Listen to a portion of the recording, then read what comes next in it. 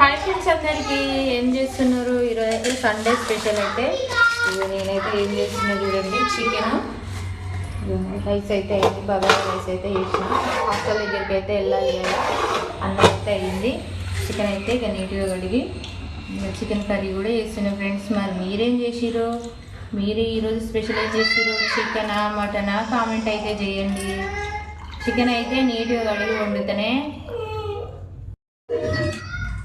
Chicken అయితే చేస్తున్నా friends. మరి మీరేం చేసిరో కామెంట్ అయితే చేయండి. ఈరోజు అయితే లేట్ అయింది ఇక వంటలు చేయడానికి. సండేనేగా పిల్లల కాడికి అయితే ఇక ఒకటింటికి పోతా, అందుకోసం అయితే వాళ్ళకు కూడా వేడి వేడిగా తింటారని ఇప్పుడైతే చేస్తున్నా.